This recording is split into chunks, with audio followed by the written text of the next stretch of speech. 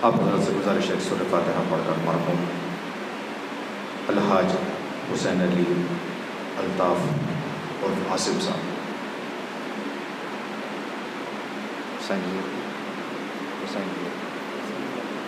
حسین میر الطاف عرف عاصم صاحب کے روپے ساتھ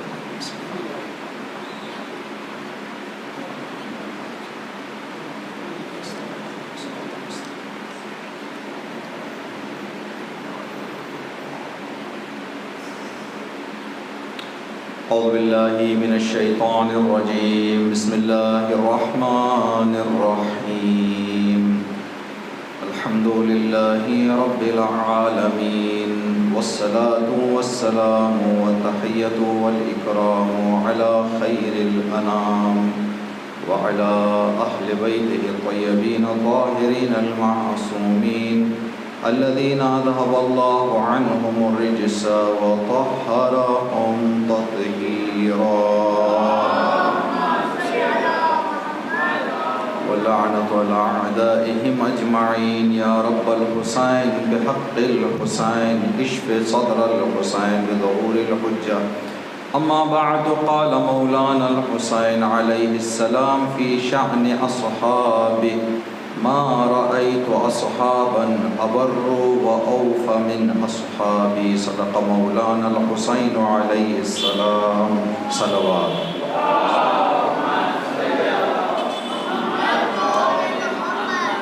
اس مجلس اعزا کی قبولیت اس مجلس کے ساتھ ساتھ ان ایام اعزا کے تمام عزاداریوں کی زندگی کی ابتدا سے اس مجلس اعزا تک جو کام بھی ہم نے اہل بیت کی محبت اور خدا کی عبادت میں انجام دیا ہے تمام کاموں کی قبولیت کے لیے اسی طرح کی نیک توفیقات در اہل بیت اور بارگاہ خدا سے جڑے رہنے کی ہماری زندگی میں آخری سانس تک ہمارے بچوں میں ہمارے نسلوں میں قیامت تک باقی رہنے کے لیے زمانے کی گمراہیوں سے انحرافات سے ہم سب کی حفاظت کے لیے ہم سب کی عاقبت بخیری کے لیے جہاں کہیں پر بھی اہل بیت کے چاہنے والے زندگی کر رہے ہیں سب کی جان مال عزت و آبرو کی حفاظت کے لیے تمام مومنین اور مومنات کی دلی حاجات شرعی حاجات کے پورا ہونے کے لیے مخصوصاً حاضرین مجلس کی دلی اور شرعی حاجات کے بحق جناب علی اکبر علیہ السلام پورا ہونے کے لیے صلوات پڑھتے ہیں محمد اور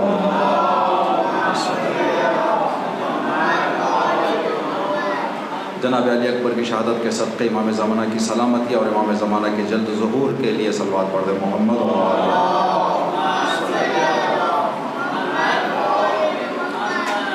شہداء کربلا کی پہچان کے عنوان پر ہم آپ کی خدمت میں معروضات عرض کر رہے ہیں انشاءاللہ آج ایک اور شہید کربلا کا ذکر آپ کی خدمت میں عرض کریں گے خدا کا شکر ہے ان مجلسوں کے بہانے ہمیں شہداء کربلا کی کچھ معلومات حاصل کرنے کا وقت توفیق اور شرف اللہ کی طرف سے عطا ہوا اس عظیم توفیق کے حوالے سے بارگاہ خداوند عالم میں شکر کا نذرانہ پیش کرتے ہیں اس لیے ہم نے اس عنوان کو آپ کی خدمت میں عرض کرنے کا ارادہ کیا کہ امام حسین علیہ السلام کا جو نورانی جملہ ہے اپنے اصحاب کے بارے میں کہ ما رأیت اصحابا میں نے نہیں دیکھے اصحاب ابر و اوفا نیکی اور وفاداری میں میرے اصحاب جیسے میرے اصحاب جیسے صحابہ میں نے وفاداری اور نیکی میں ہم نے نہیں دیکھا تو تقریباً جتنے اصحاب امام حسین علیہ السلام کا ذکر آپ نے سنا ان کے زندگی نامے سے ان کے کارنامے سے واقعاً پتہ چلتا ہے کہ کتنے وفادار تھے اور کتنے نیک صحابہ تھے ایک اور صحابی کا ذکر آج آپ کی خدمت میں عرض کریں گے یہ وہ صحابہ ہیں جن کا یا تو ہم نام بھی نہیں سنتے یا اگر نام سنتے ہیں تو ان کے زندگی کے بارے میں کچھ زیادہ نہیں کتابوں میں جو ہم نے دیکھا 72 شہداء میں سے شاید 15-20 شہداء کے بارے میں 1-1.5 صفحے کی اطلاعات ہمارے پاس ہیں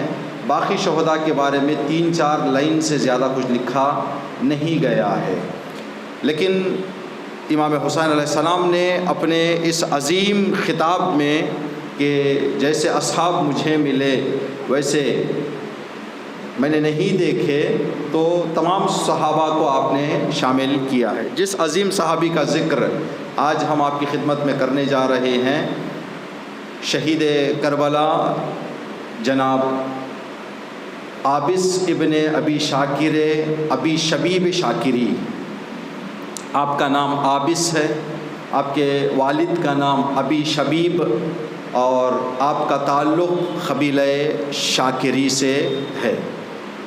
ان کے بارے میں اور یہ القاب، یہ اوصاف تقریباً شہدائے کربلا جن کے بارے میں 1.5 صفحہ لکھا گیا ہے، اکثر کے بارے میں یہ اوصاف لکھے گئے ہیں۔ جناب ابی شبیب، جناب عابس بن ابی شبیب کے بارے میں جو شروعاتی تعارف آپ کا کرایا گیا ہے، تاریخ اور مخصوص اصحاب امام حسین علیہ السلام کے حوالے سے جو کتابیں لکھی گئی ہیں، اس میں پہلا لقب، پہلی صفت جو آپ کی ذکر کی گئی، رجال الشیعہ، یعنی شیعہ کا ایک جانا پہچانا اور مشہور شخص۔ اس دور میں اگر مشہور شیعوں کا نام کسی سے کوئی پوچھتا تو ان میں سے سر فہرست عابس کا نام ذکر ہوتا۔ جناب عابس اپنے دور کے اس خطے میں، اس علاقے میں، دیکھیں ایک مرتبہ ہم اپنے شہر میں مشہور ہوتے ہیں، اپنے علاقے میں مشہور ہیں، دوسرے علاقوں میں جائیں تو ہمارا کوئی پوچھنے والا نہیں ہوتا، کوئی ہم کو جاننے پہچاننے والا نہیں ہوتا۔ جیسے ہم جیسے ہیں، ممبر پر آتے ہیں، آپ حضرات دعوت دیتے ہیں تو ایک دوسرے کی پہچان ہو جاتی ہے۔ اب یہاں سے ہم مارکیٹ جائیں تو جاننے پہچاننے والا نہیں کہ کون آدمی ہے یہ، صرف ہمارا نہیں ہے، یہ بہت سارے لوگوں کے لیے۔ ہاں ممکن ہے نام سن کر، کہیں پر نام لکھا ہوا ہو تو نام سن کر آدمی چہرہ بھی نہ دیکھے تو نام سے پہچانے۔ اگر ایک آدمی کی پہچان پورے خطے میں ہو، جیسے سمجھیں کہ آپ بر صغیر میں کسی کا نام جانا پہچانا ہو تو کتنی بڑی شخصیت ہے، کتنا مشہور نام ہے جس کو بر صغیر میں پہچانا جاتا ہے۔ جزیرۃ العرب اور اس علاقے میں اگر پوچھا جاتا کہ آج کے سر فہرست اور مشہور شیعوں میں سے کسی کا نام بتائیں تو شروعات کے جو 4-5 نام بتائے جاتے تھے، ان میں سے ایک نام جناب عابس کا۔ اتنے عظیم صحابی، اتنا عظیم آپ کا کردار۔ اس کے بعد جو آپ کے اوصاف بتائے گئے، شجاعاً، ناسکاً، متحجداً، کہ جناب عابس شجاع تھے، عبادت گزار تھے، شب بیدار تھے، یعنی اپنی زندگی کا اکثر وقت جو بھی آپ کا خالی ملتا تھا وہ عبادت میں بسر کرتے تھے۔ جناب حبیب ابن مظاہر کے سراہنے، امام حسین علیہ السلام جب شہادت پا کر جناب حبیب زمین پر گرے ہیں تو امام نے جناب حبیب کے سراہنے پہنچ کر ایک گواہی دی، حبیب میں گواہی دیتا ہوں کہ آپ ہر ایک دن میں ایک قرآن ختم کرتے تھے۔ 24 گھنٹے میں ایک ختم قرآن جناب حبیب ابن مظاہر کے لیے امام حسین نے گواہی دی ہے۔ تو یہ کام جو ہے امام کے زبان سے آئے، کوئی یعنی مبالغہ یا بڑا چڑھا کر بتانا نہیں ہے۔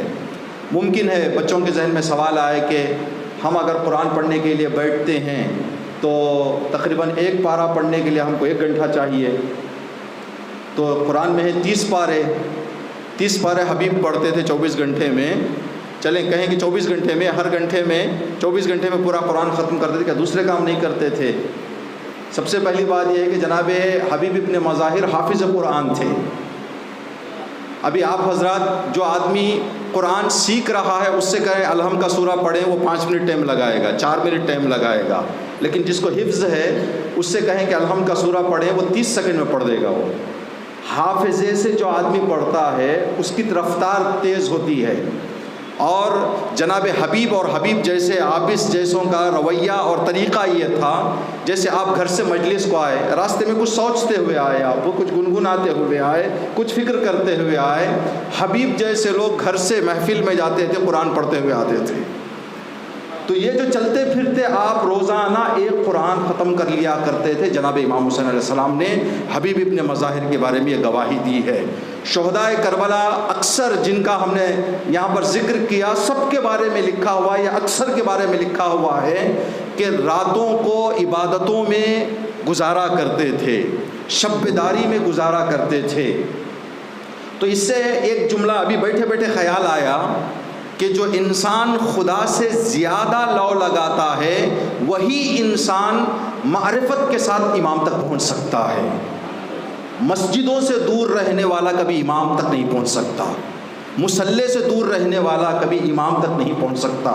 جتنے بھی شہدائے کربلا کا تعارف ہم نے کروایا سب مصلی کے تھے، سب عبادتوں کے تھے. یہ عبادت ہے جو حسین تک پہنچاتی ہے، یہ عبادت ہے جو خدا امام تک پہنچاتا ہے. تو جناب عابس کے بارے میں کہا گیا کہ شجاعن ناسکن متحجدہ، بہادر تھے اور عبادت گزار تھے، شب بیدار تھے، اکثر راتوں کو عبادت میں گزارا کرتے تھے. جناب عابس جو معروف شیعہ میں سے تھے اس دور کے، امام علی علیہ السلام کے چاہنے والوں میں سے، تو ان کی ایک پہچان جو ہے ہم چاہیں گے کہ تھوڑا سا آپ کو ان کی زندگی کے آخر سے درمیان میں لے کر آئیں تاکہ ان کی عظمت سمجھیں.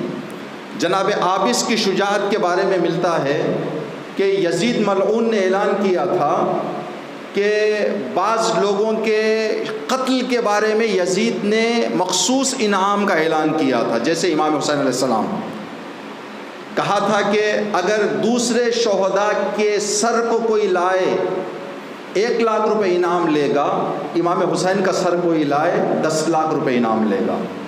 تو دوسرے شہداء سے 9,00,000 روپے، یہ مثال کے لیے ہم نمبر بتا رہے ہیں، وہاں تو 10 برابر 9 برابر انعام دینے کا اعلان کیا تھا یزید ملعون نے بعض لوگوں کے لیے. اسی لیے شہداء کے سر جو کربلا سے کوفہ گئے ہیں سب کے سر 11 محرم کو گئے ہیں. امام حسین کا سر 10 محرم کو چلا گیا تھا. خولی نے سر کو لے کر یہ سوچ کر کہ اگر میں لے کر خیمے میں سوؤں کہیں دوسرا کوئی لے کر جا کر انعام نہ لے، رات نکل گیا تھا کوفہ تاکہ امام حسین علیہ السلام کے سر کو حمل اور اٹھانے کا صحرا میرے سر پر آئے اور انعام مجھے ملے. انہی زیادہ انعام جن کو مشخص کیا گیا تھا شمر یزید کی طرف سے، ان میں سے ایک عابس ہے. کہا تھا کہ عابس کو قتل کرنے والے کے لیے کئی گنا زیادہ انعام دیا جائے گا. اب شجاعت کا اندازہ لگائیں. جیسے ہی جناب عابس کی شہادت واقع ہوئی، کہتے ہیں کہ 200 یزیدی فوجی سر کھینچ رہے تھے ایک دوسرے کہ میں نے قتل کیا، میں نے قتل کیا، میں نے قتل کیا، میں نے قتل کیا. ایک بھگدڑ مچ گئی تھی یزیدی فوج میں، اس لیے کہ بڑا انعام تھا ایک سر سے. تو اتنا شور شرابہ ہو گیا کہ عمر سعد نے دیکھا کہ سب کی توجہ جنگ سے ہٹ کر سر کی طرف آ گئی ہے. تو اس نے اعلان کیا کہ بے وقوفو، اگر تم میں سے کوئی ایک عابس کا سر لے بھی جائے تو آگے والا مانے تو صحیح. کیا کہنا چاہ رہا تھا عمر سعد؟ عابس کی عظمت کو دیکھیں، شجاعت کو. اگر مثال کریں کہ ایک 2000 کلو وزن کہیں یہیں پر کہیں پڑا ہوا ہے اور اس کو کہیں اوپر اٹھا کے رکھنا ہے 2000 کلو. ہم میں سے کوئی بھی آ کر کہے کہ میں نے تنہا اٹھا کے رکھ دیا تو مانیں گے آپ؟ کہیں گے یہ دماغ ہٹ گیا ہے اس کا، تھوڑا سا کچھ ذہنی تعادل ان کا تانس بگڑ گیا ہے. 2000 کلو ایک آدمی اٹھا کر کہاں رکھ سکتا ہے؟ اگر اسی جگہ پر 50 لوگ کہیں ہم نے سب نے اٹھا کے رکھا تو مان سکتے ہیں. تو عمر سعد نے کہا کہ عابس وہ پہلوان ہے جس کو ایک نہیں مار سکتا. تو جا کر کوئی ایک کہے یزید سے کہ میں نے مارا تو یزید بھی نہیں مانے گا. تم جہاں جہاں پر بھی بتا کے جاؤ عابس کو میں نے مارا، عابس کو میں نے مارا، کوئی نہیں مانے گا. تو سب نے کہا عمر سعد سے پھر کیا مسئلہ ہے، کیا کریں، کیا راہ حل ہے اس کا، انعام کا کیا ہوگا؟ تو کہا کہ عابس کے بارے میں یزید کے سامنے سب جا کر یہ کہو کہ ہم سب نے مارا ہے، تب جا کر ہو سکتا ہے یزید مانے اور وہ انعام سب کو تقسیم کر کے وہ بانٹ دے گا. اب کوئی یہ نہ کہے کہ میں نے عابس کو مارا، بلکہ کہو کہ ہم سب نے عابس کو مارا. تو اب اس سے اندازہ لگائیں، ایک عابس 30,000 کا لشکر، اس سے پتہ چلتا ہے کہ ایک حسینی 30,000 یزیدیوں پر بھاری ہوتا ہے. ایک یزیدی 30,000 یزیدیوں پر بھاری. یہ امام حسین علیہ السلام کے صحابی جناب عابس ابن ابی شبیب شاکری. آپ کے بارے میں جو زندگی نامہ آپ کا لکھا گیا ہے، ایک جملہ لکھا گیا ہے آپ کی شجاعت کے بارے میں، جو یہ ہے، دیکھیں ایک مرتبہ بچے کی کوئی قراءت دیکھے، قراءت کو دیکھ کر آپ جیسا آدمی تعریف کرے تو ہو سکتا ہے بچے کے پڑھنے سے آپ خوش ہو کر تعریف کر دیں، لیکن کوئی حافظ قرآن، کوئی قاری قرآن اس کی تعریف کرے تو وہ ان کی باریکیوں کو سمجھ کے تعریف کرتا ہے۔ کسی بھی فیلڈ کے ہم جائیں ایک ڈاکٹر کے پاس، ایک دوائی ڈاکٹر نے دے دی، ہم آگے کریں بہت اچھا ڈاکٹر ہے بھائی، بہت اچھا ڈاکٹر، کیوں 2 ٹیبلٹس اس نے دی ہماری بیماری دور ہو گئی۔ ممکن ہے اس کی 2 ٹیبلٹ سے ہماری بیماری دور ہو گئی، لیکن اس کی تعریف ڈاکٹر کریں تو تعریف ہے۔ جو اس درجے کا آدمی ہوتا ہے یا اس سے بڑے درجے کا کوئی ہو تعریف کرے، تب یہ تعریف کے اندر طاقت ہوتی ہے، اس تعریف کی کچھ قدر ہوتی ہے، ورنہ سادی تعریفیں جو لوگ کرتے ہیں ان تعریفوں کا کوئی بھروسہ نہیں ہوتا۔ کل ہم نے آپ کی خدمت میں عرض کیا تھا، جس خاندان سے جناب عابس کا تعلق تھا، اس خاندان کے بارے میں مولا امیر المومنین نے فرمایا، اگر اس خاندان کے 1000 لوگ مجھے مل جائیں پوری دنیا میں عدالت قائم کر دوں گا۔ یعنی جو میرے پیچھے آ رہے ہیں ہزاروں کے، لاکھوں کے، یہ سارے چلے جائیں، شاکری خانوادے اور فیملی کے 1000 لوگ مجھے مل جائیں، لگتا ہے اس وقت ان کی تعداد 100 میں تھی، ہزاروں میں نہیں تھی۔ امام نے فرمایا کاش ان کی تعداد 1000 ہوتی، ان 1000 کو لے کر پوری دنیا میں خدا کی توحید کا پرچم لہرا دیتا، لیکن افسوس 1000 نہیں ہے۔ آپ اندازہ لگائیں امام علیہ السلام کا یہ جملہ اس قبیلے کے بارے میں کیا اعتبار دیتا ہے، اس قبیلے کو، اس خاندان کو، اس فیملی کو کیا فضیلت بخشتا ہے کہ امیر المومنین جیسا شجاع، جس کے بارے میں اللہ نے لا فتح الا علی اتارا، شجاعت کا معراج پر بیٹھنے والا کسی کی شجاعت کی تعریف کرے تو یہ سچی شجاعت ہے۔ علی کسی کی شجاعت کی تعریف کر دے، وہ علی جس نے یہ کہا تھا، یہاں عابس کے مقابل میں 30,000 نے، عمر سعد نے کہا 30,000 جا کے کہو کہ ہم نے مارا، امام علی نے فرمایا اگر میں حکم خدا سے جنگ پر اتر جاؤں، اللہ کی طرف سے کھل کر جنگ کرنے کی مجھے اجازت دی جائے، پورا جزیرۃ العرب ایک طرف، علی ایک طرف آئے مقابلے کو۔ یہ مولا نے اپنی شجاعت کے بارے میں کہا تھا۔ مصلحت خدا یہ ہے کہ بعض جگہوں پر ہمیں خاموش رہ کر صبر کرنے کی دعوت دی جا رہی ہے۔ اگر خدا کا حکم مل جائے جنگ کا، ایک طرف علی ایک طرف پورا عرب، علی سے کوئی مقابلہ نہیں کر سکتا۔ یہ دعویٰ کرنے والا علی کہے کہ اگر مجھے 1000 شاکری مل جائیں، پرچم توحید کو لہرا دوں گا دنیا میں، پھر دنیا میں توحید کے علاوہ کوئی دوسرا عقیدہ رکھنے والا ہی نہیں ملے گا۔ لیکن افسوس مولا نے کہا کہ نہیں ہے ان کی تعداد اتنی۔ ان کے لیے ان کی شجاعت کے بارے میں اس فیملی کی 2 باتیں ہمیں ملتی ہیں۔ ایک ماحول میں لوگوں کے درمیان ان کو کہا جاتا تھا فتیان الصباح۔ قبیلہ شاکری کی شجاعت کے بارے میں اس دور کے لوگ کہتے تھے یہ فتیان الصباح ہیں۔ فتیان کہتے پہلوان کو، صبح ارلی مارننگ، صبح کہتے تھے یہ صبح کے شیر ہیں، صبح کے پہلوان ہیں۔ مطلب کیا؟ ان کی پہلوانی کو دیکھ کر یہ لقب دیا گیا تھا ان کو کہ یہ صبح کے پہلوان ہیں۔ جیسے اس وقت آپ حضرات کاروبار سے آئے ہیں، ڈیوٹی سے آئے ہیں، کام کر کے آئے ہیں، ابھی آپ کا کیا ارادہ ہے؟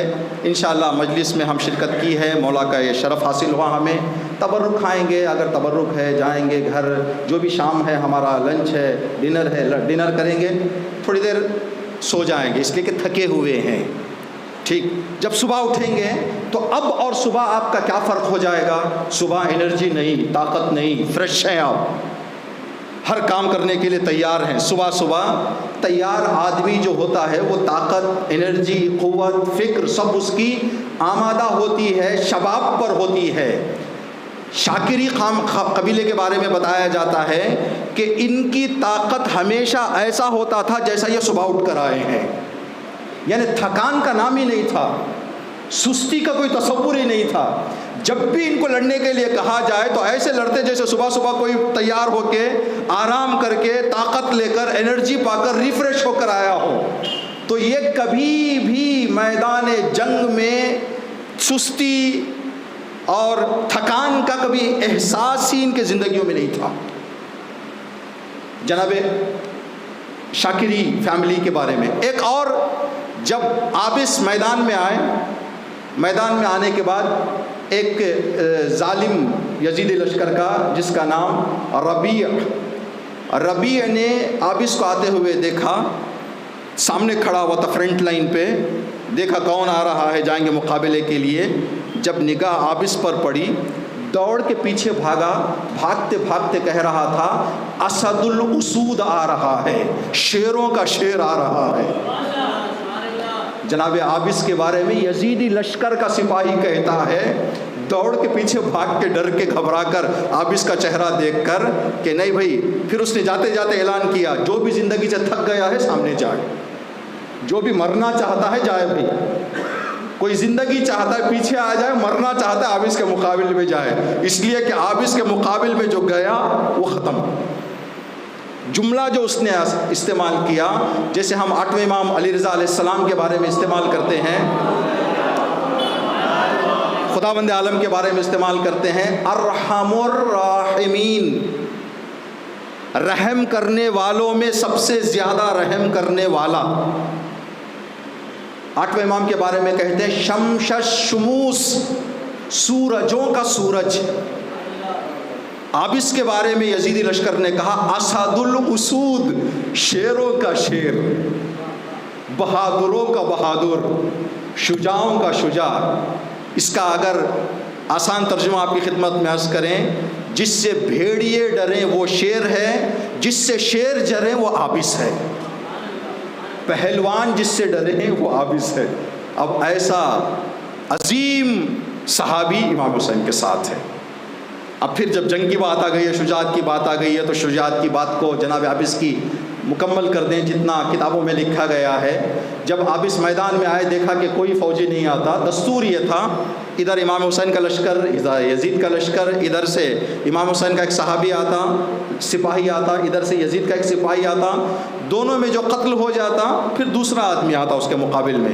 جناب عابس جب میدان میں آئے ہیں اور ربیع نے یہ کہہ کر کہ اسد الاسود آیا ہے، اگر کوئی زندگی سے تھک گیا ہے تو مقابلے کے لیے جائے، پیچھے بھاگ گیا ربیع.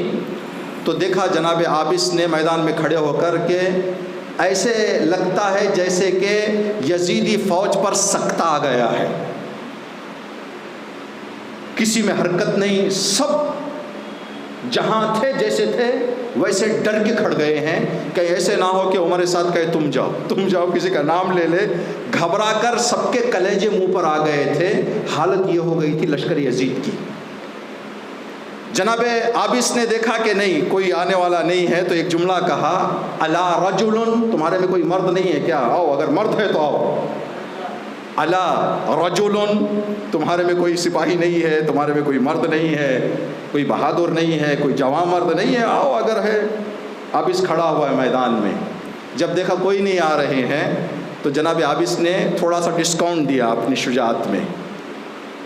آدمی پیدل جنگ کرنے میں اور سواری پر جنگ کرنے میں فرق ہے، اس لیے کہ سواری پہ جنگ کرنے والا تھوڑا فاسٹ اٹیک کر سکتا ہے، ادھر ادھر حرکت تیز کر سکتا ہے. پیدل چلنے والے کے اندر تھوڑا سا یہ کم ہو جاتا ہے. تو جناب عابس نے دیکھا کہ کوئی نہیں آ رہا ہے، گھوڑے سے اتر کر گھوڑے کو واپس بھیج دیا خیموں کی طرف، چلے جاؤ. کہا کہ الا رجل، آؤ اب آؤ، کوئی مرد ہے آؤ. دیکھا کہ نہیں، سناٹا، کوئی آگے بڑھنے کے لیے تیار نہیں. تو جناب عابس نے زراح اور ٹوپی نکال دی. تم ڈر رہے ہو کہ اگر میں یہ پہن رکھوں گا تو دیر میں قتل کیا جاؤں گا، حملے ہوں گے تو میرے سینے پر جو سپر ہے وہ میرے سینے کی حفاظت کرے گی، جو ٹوپی ہے وہ سر کی حفاظت کرے گی.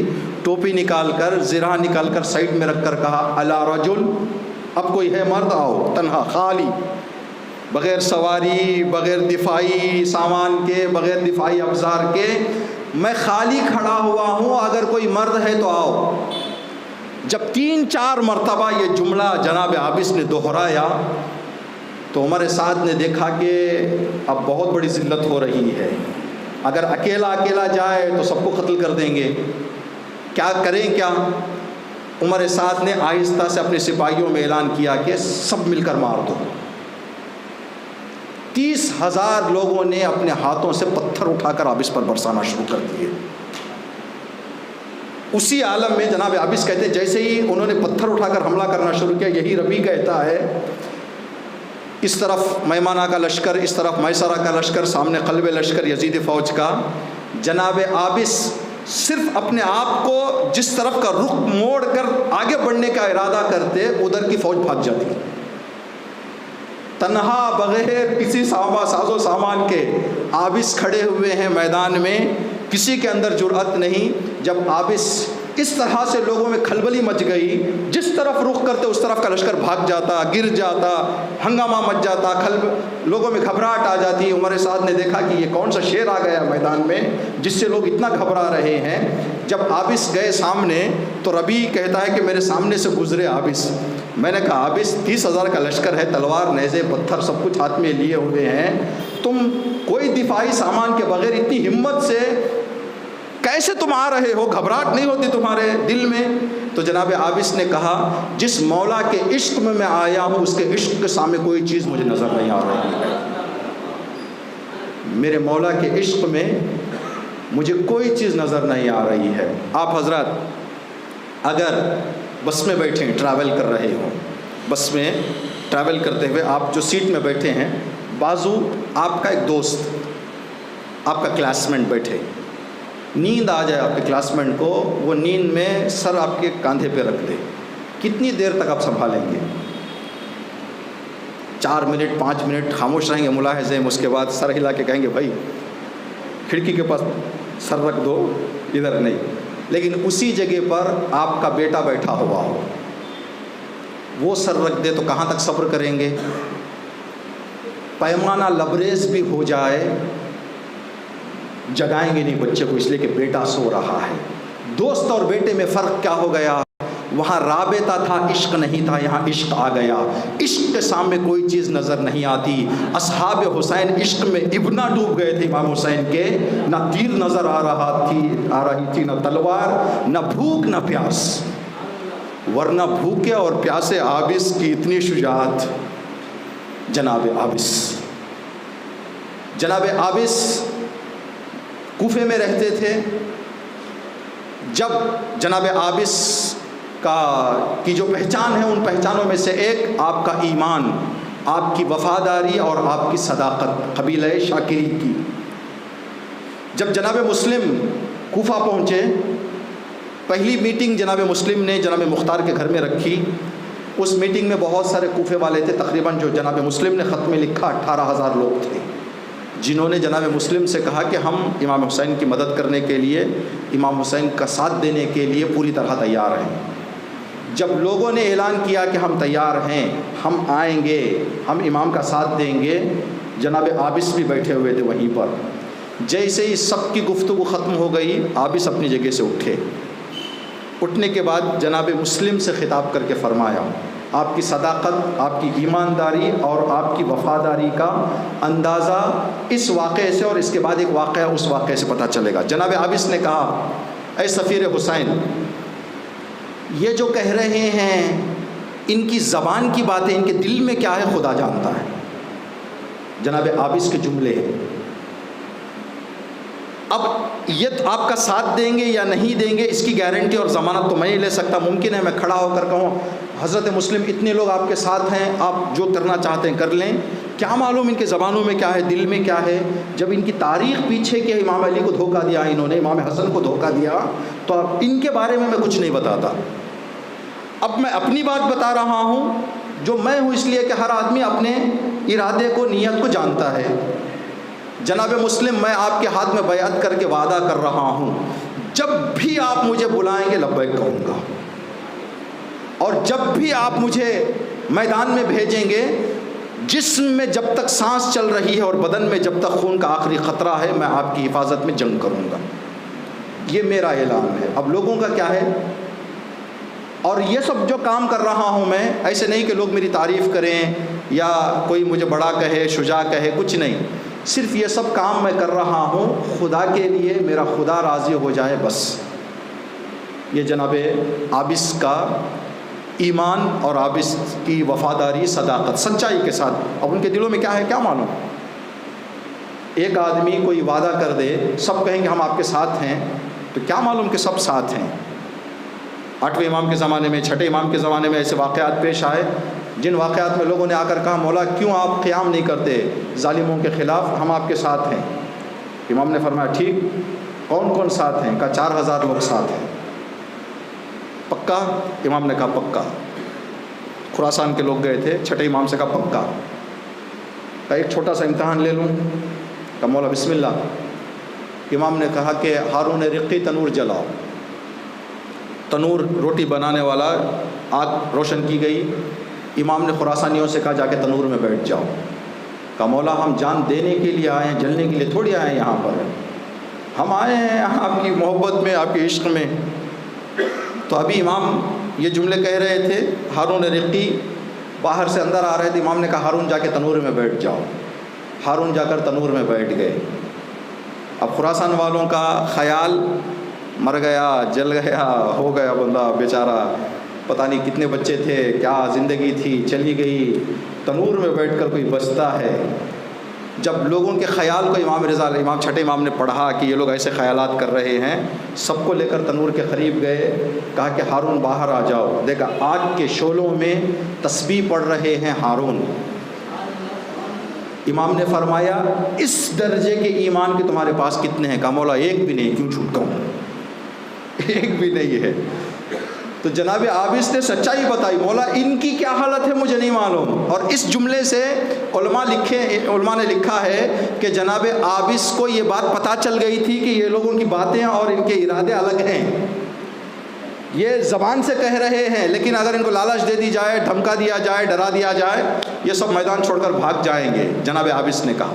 اب یہی عابس کربلا میں آئے، امام حسین علیہ السلام کی خدمت میں پہنچے اجازت لینے کے لیے۔ جب امام کی خدمت میں پہنچے اجازت لینے کے لیے تو جناب عابس نے امام حسین علیہ السلام سے کہا السلام علیکہ یا ابا عبداللہ، مولا جان میرے مولا پر میرا سلام۔ کہا کہ مولا میں اس وقت جو آپ کے سامنے کھڑا ہوا ہوں، پوری دنیا میں آپ سے زیادہ محبوب میرے لیے کوئی نہیں ہے، آپ سے بڑا عزیز، آپ سے بڑا محبوب اس وقت روئے زمین میں عابس کی نگاہ میں کوئی نہیں ہے۔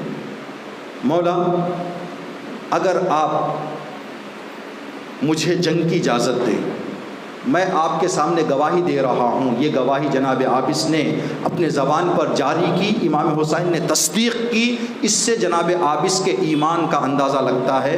جناب عابس نے کہا مولا جب سے میں نے عقل سنبھالی ایک سانس میں نے ولایت سے ہٹ کر نہیں لی ہے، میں نے محبت علی سے ہٹ کر، ولایت کے راستے سے ہٹ کر میں نے ایک سانس بھی نہیں لی ہے۔ میں نے پوری زندگی آپ کے والد کی ولایت، آپ کے بھائی کی ولایت اور آپ کی امامت پر میں نے بسر کی ہے، ایک لمحہ میں ولایت سے ہٹا نہیں ہوں۔ مولا اگر آپ میری جان قبول کر لیں مجھے میدان کی اجازت دیں۔ امام نے فرمایا بسم اللہ عابس جاؤ میدان میں۔ عابس میدان میں جانے سے پہلے آپ نے دیکھا کہ آپ کے ایک حلیف، عربی میں کہا جاتا ہے حلیف، پہلے زمانے میں تھا آج کل نہیں ہے، پہلے کیا زمانے میں ایک کانٹریکٹ ہوتا تھا فیملیز میں لوگوں کے درمیان، جیسے ہم اور ایک بندہ کانٹریکٹ کر لیں گے، اگر آپ قرضے میں پھنس جائیں گے تو میں آپ کا ساتھ دوں گا، اگر میں قرضے میں پھنس جاؤں آپ میرا ساتھ دیں گے، اس بات کا کانٹریکٹ ہوتا تھا۔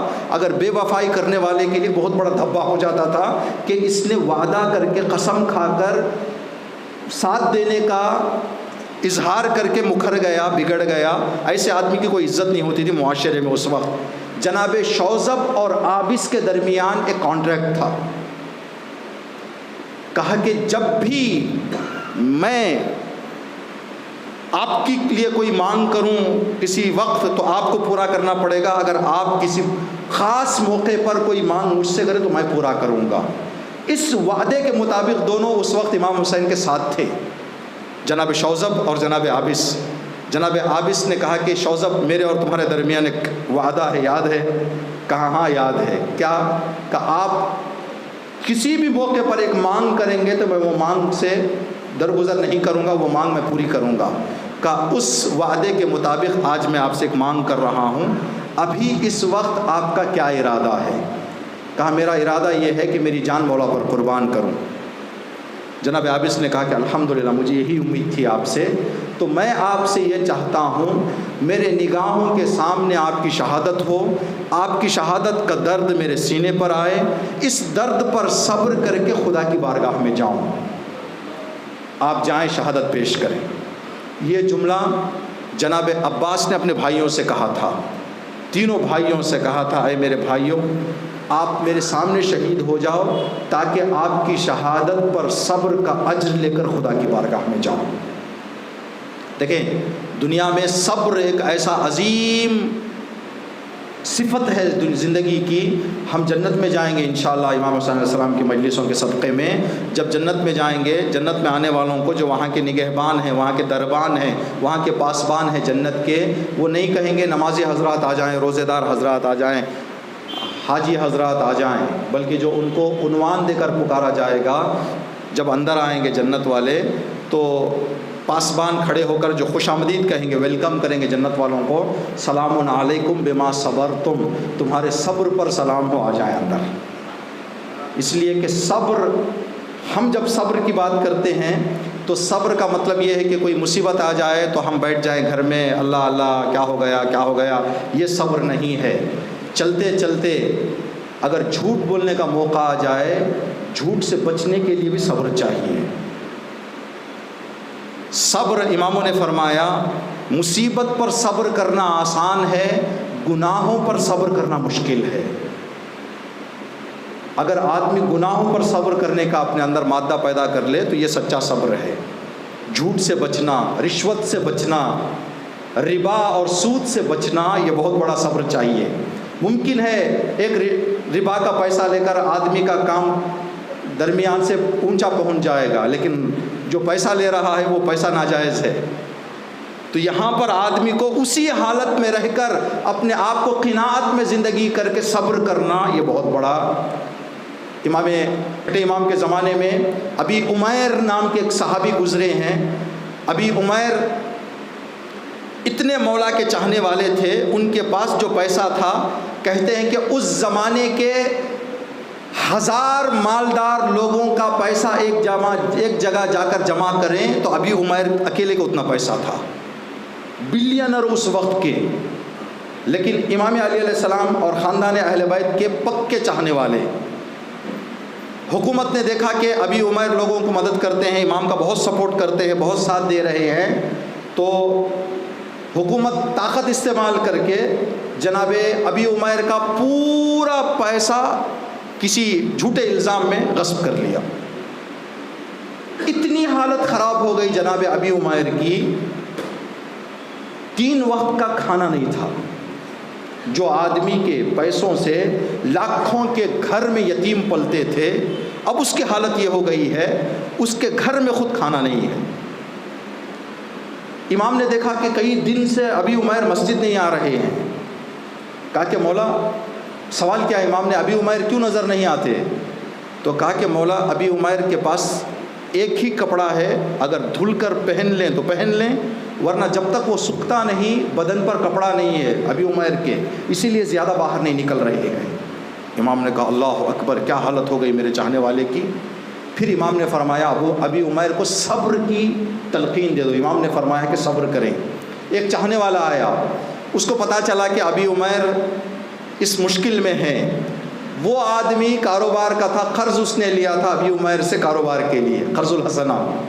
اس کو پتہ چلا کہ ابی عمیر اب ایسی حالت میں ہیں، تو اس نے کہا کہ اب اگر قرض ادا نہ کرے تو یہ اچھی بات نہیں ہے۔ اس نے 10,000 دینار، ہر ایک دینار ایک گولڈ کوائن، ایک سونے کا سکہ، 10,000 دینار لے کر ابی عمیر کے گھر گیا۔ دروازہ کٹکھٹایا، ابی عمیر نے اندر بلائے، کہا کیا ہے؟ کہا کہ معلوم ہے کہ آپ کو مجھے پیسہ دینا ہے، قرض ہے میری گردن پر، آپ کا پیسہ لے کر آیا ہوں۔ جناب ابی عمیر نے کہا کتنا؟ کہا پورا 10,000 دینار پورے لے کر آیا ہوں۔ سامنے پیسہ پڑا ہوا تھا۔ جناب ابی عمیر نے اس چاہنے والے کے چہرے کو دیکھ کر کہا آپ کے بابا کی طرف سے کوئی ورثہ ملا ہے کیا آپ کو؟ کہا نہیں۔ کسی نے آپ کو گفٹ کیا؟ کہا نہیں۔ کہا کیوں سوال کر رہے ہیں آپ؟ تو کہا کہ میں جانتا ہوں کہ تمہاری انکم اور تمہارے کاروبار کے اعتبار سے تم 10 20 کر کے ریٹرن کر سکتے ہو، ایک ساتھ 10,000 نہیں کر سکتے۔ ایک ساتھ 10,000 کہاں سے لے کے آ گئے تم؟ اس نے کہا کہ مجھے پتا چلا کہ آپ کی حالت اتنی خراب ہو گئی ہے، آپ کی مشکل میں پھنس گئے ہیں، میں نے اپنا گھر سیل کر دیا ہے۔ جناب ابی عمیر نے فرمایا یہ پیسہ لے جاؤ، واپس کر کے گھر میں رہو، اس لیے کہ میرے مولا نے فرمایا ہے قرض کے لیے کسی مومن کو بے گھر کریں تو مجھے پسند نہیں ہے، جو کام میرے مولا کو پسند نہیں میں کبھی وہ کام نہیں کروں گا۔ دیکھیں یہ ہوتا ہے صبر۔ لیکن آج معاشروں میں دیکھیں آدمی کی فائنانس اچھی ہے پھر بھی گاڑی گھر پتہ نہیں کیا کیا آدمی سے چھین لیتے ہیں۔ ان پر صبر کرے تو حسینی بنتے ہیں، کربلائی بنتے ہیں۔ اگر آدمی دیکھیں کربلا کا جو درس ہے، کربلا کا جو یہ ہے، اگر ہم کربلائی ہونا چاہتے ہیں تو یہ چیزیں ہیں جس پر ہمیں توجہ کرنا ہے۔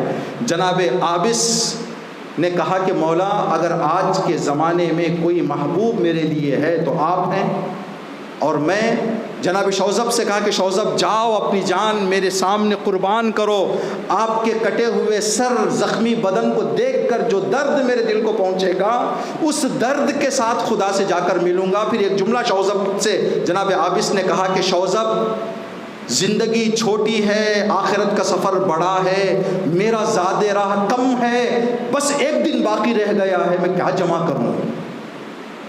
اب شوذب جیسے ایماندار جو آخرت پر ایمان اور یقین رکھتے ہیں وہ اتنا آخرت کی فکر میں رہتے ہیں۔ خدا ہمیں آخرت پر یقین اور غیب پر ایمان بڑھانے کی توفیق عطا فرمائے۔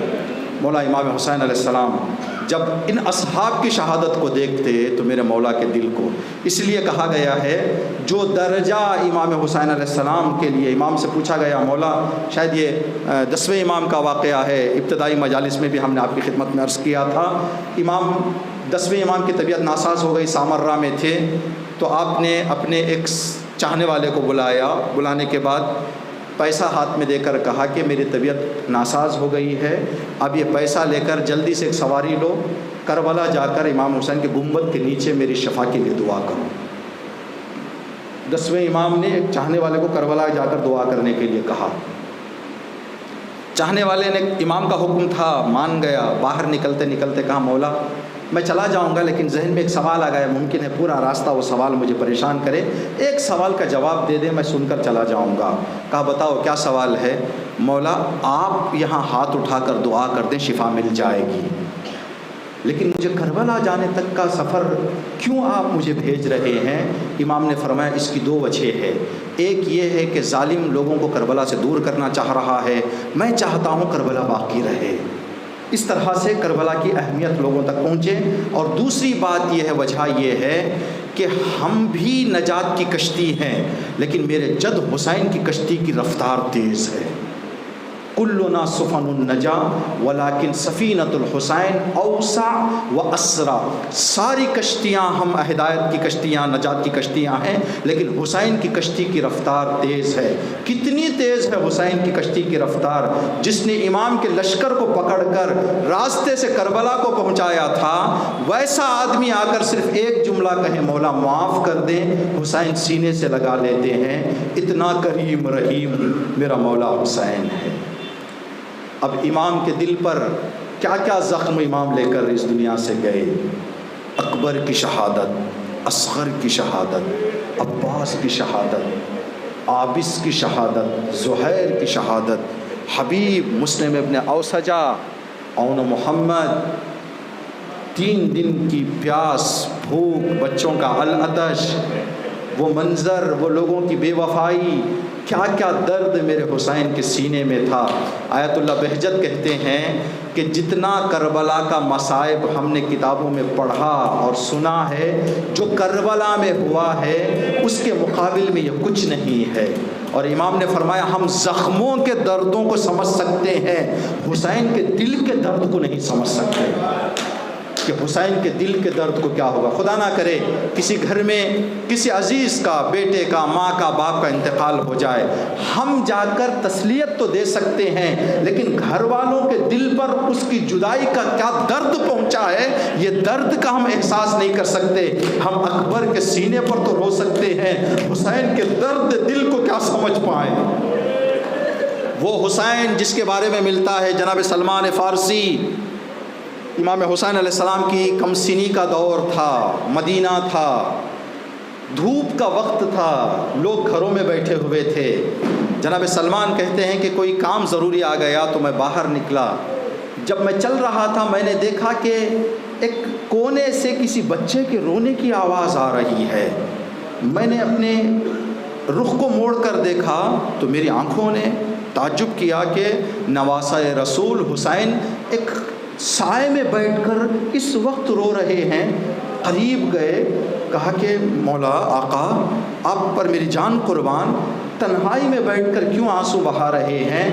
کہا کہ سلمان نہیں، کچھ بات نہیں ہے، آپ سنبھال نہیں سکو گے۔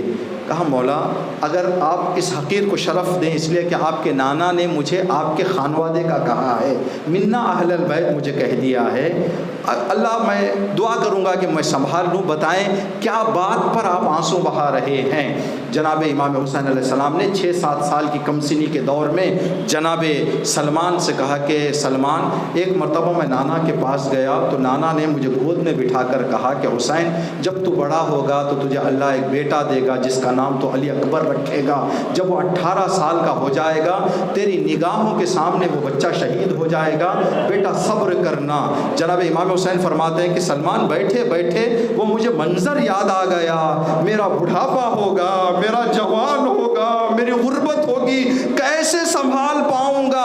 جس کے شہادت کو امام نے 50 سال پہلے یاد کر کے آنسو بہائے ہوں، کربلا میں جب وہ وقت آ گیا تو میرے مولا نے ایک جملہ کہا، دنیا میری نگاہوں میں اندھیر ہو گئی، اب حسین کو کچھ نظر نہیں آتا۔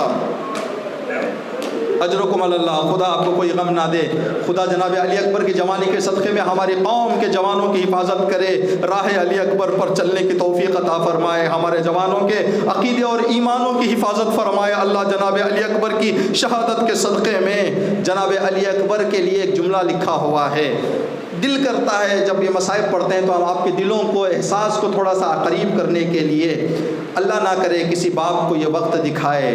ابھی مرثیے میں ایک بند پڑھا جاتا ہے، دشمن کو بھی خدا نہ دکھائے جگ پہ سر کا داغ، مرنا جوان بیٹے کا ہے عمر بھر کا داغ۔ بچہ جوان کسی کا اس دنیا سے چلا جاتا ہے، ماں باپ بھول نہیں پاتے بچے کے غم کو، بچے کے درد کو۔ خدا نہ کرے، خدا نہ کرے کسی بچے کی طبیعت ناساز ہو کر ICU میں چلا جائے، ماں باپ باہر کھڑے ہوئے ہوں، اس وقت ماں باپ کے دل کی حالت کیا ہوگی؟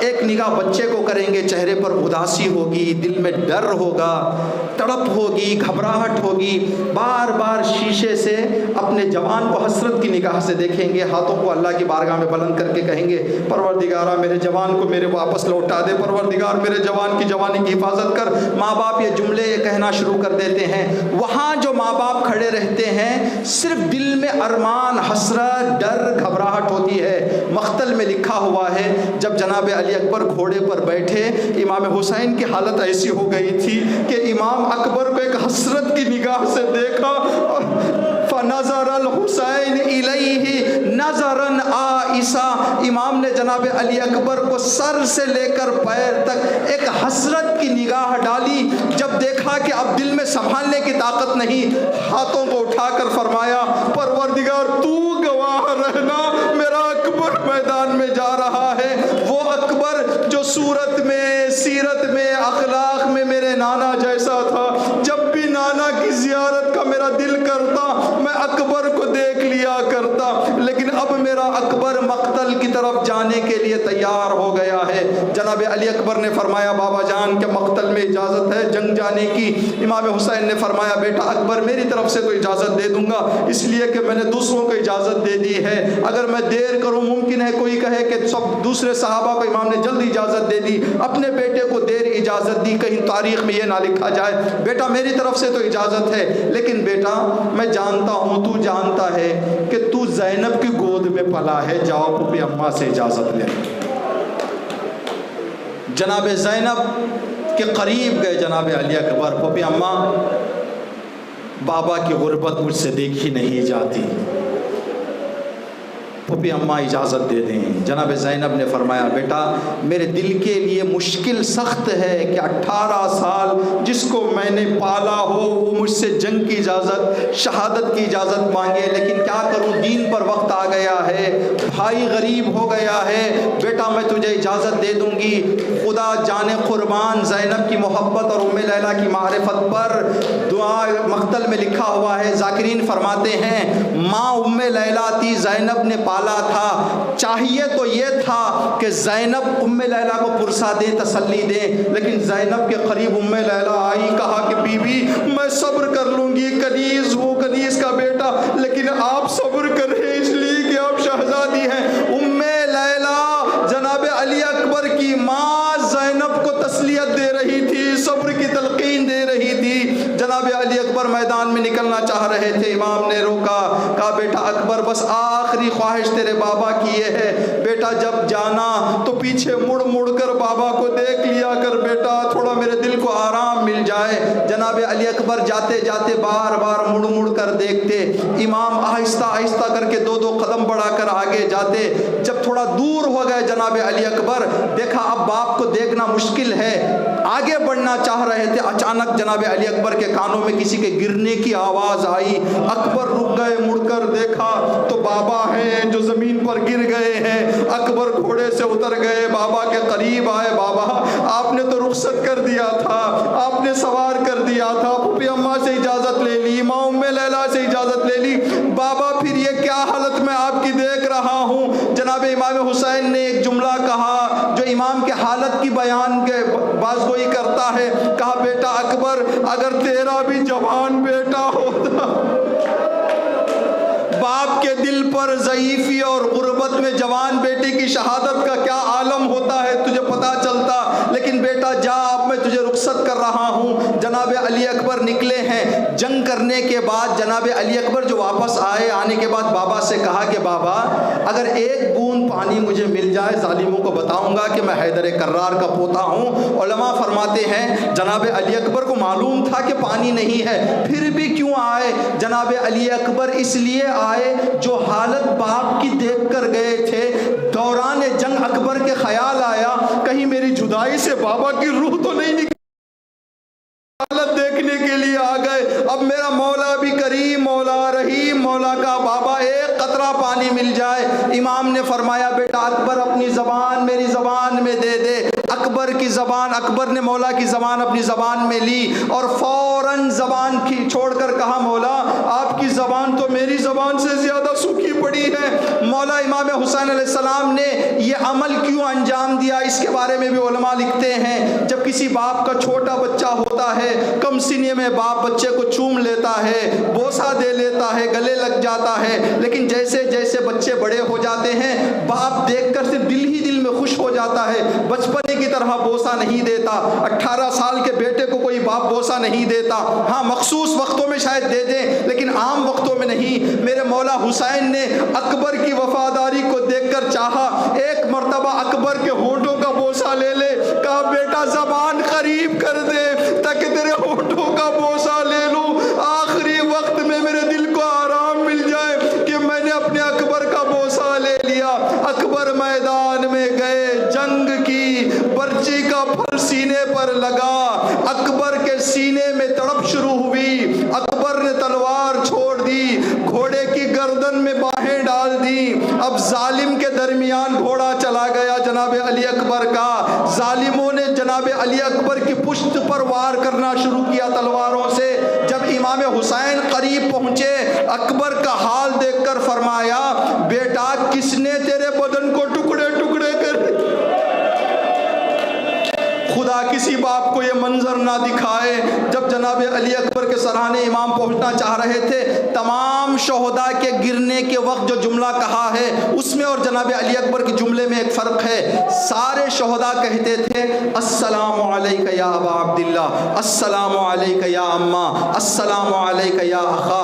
بھائی مدد کے لیے آؤ، مولا مدد کے لیے آؤ، امام مدد کے لیے آئیں، چچا مدد کے لیے آئیں، ماموں مدد کے لیے آئیں۔ جب کسی کو بلانا ہے عرب السلام علیکم کہتا ہے، اگر کسی کو وہیں پر رہ کر سلام قبول کرنے کے لیے کہیں وعلیک السلام کہا جاتا ہے۔ جناب علی اکبر نے گھوڑے سے گرتے ہوئے یہ نہیں کہا السلام علیک یا ابا، بابا آئے، بلکہ یہ فرمایا وعلیک السلام یا ابتا، بابا آپ وہیں رہے، صرف میرا سلام قبول کریں۔